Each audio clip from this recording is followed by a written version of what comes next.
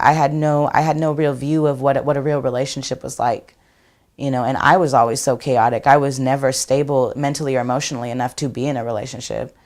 You know, no matter how much I loved that person or wanted to be with that person, I was never in a state of mind or a frame of mind, a place in my life where I could do that. And that's always been my downfall.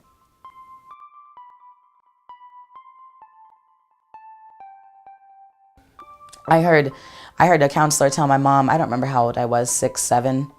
I heard a counselor, I was sitting in the room, playing on the other side of the room with blocks and reading books and dolls and shit. And they're telling me, they're telling my mom, you know, basically, we don't know how to help you because we've never seen a child like this. Hey, it's Allysha. I just wanted to see if maybe you wanted to come over and hang out and play some cards later. Give me a call. Bye.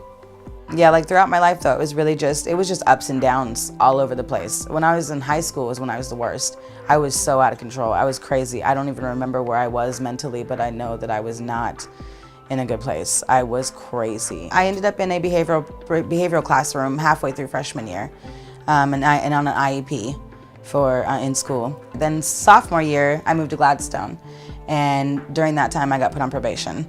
I assaulted my teacher. I was in a alternative school, and I assaulted my teacher, and I got 18 months probation. And I was in and out of JDH a couple times, and I got arrested again when I was 18. I was never stable emotionally or mentally. I couldn't stay the same. It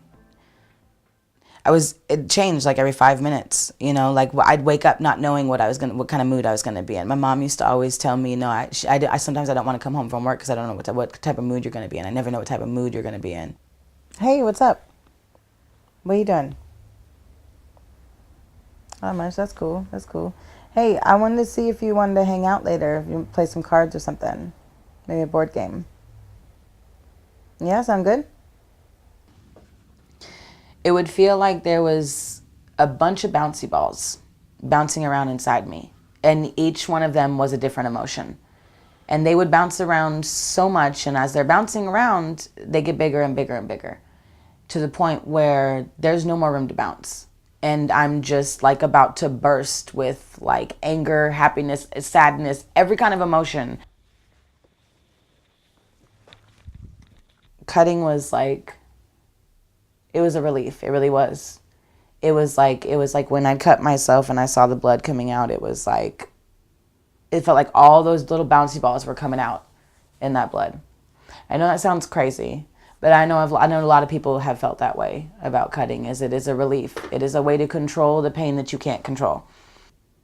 And like I said, like I have scars everywhere, you know, and I mean, the really bad ones are from when I was like 18, 19, you know, and I was drinking and doing drugs pretty bad at that age, and I was really in a dark place, you know, and I remember a few times, like I have a big scar up on my arm and up here, or down here, and you know, like it was like a broken glass bottle. I had broken an alcohol bottle, and I'm drunk as hell and decided to cut myself. And I couldn't tell you the hell I was thinking. All I know is I know I was in pain. I know I was scared, alone, just tormented by my own thoughts and how I had felt my whole life. And at that point, you know, that was when I was self-medicating and, you know, just wilding out. I was very self-destructive on a lot of things.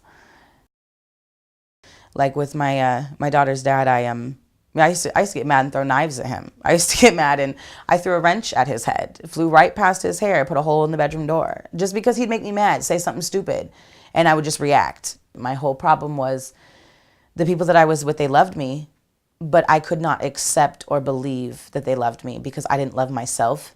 So I'm thinking, okay, I'm crazy. Like, you're with me day in and day out. You see me do crazy shit. Like, what is wrong with you if you want to be with me? I lost a lot of people because I refused to change and let go of stupid shit and accept myself. And I've never been able to be in a healthy relationship really because of that.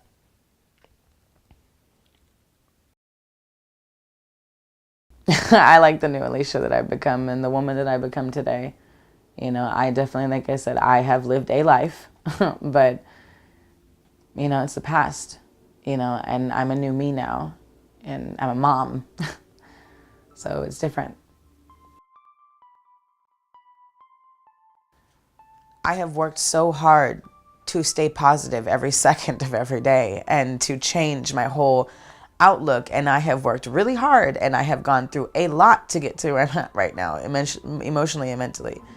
And so for me, when I feel those vulnerabilities and when I feel those emotions that I used to feel in the past creep up, it scares me because I'm afraid to go backwards. It took me a hell of a long time to get over that goddamn fence, and I have been running ever since, and I am afraid to get drugged back.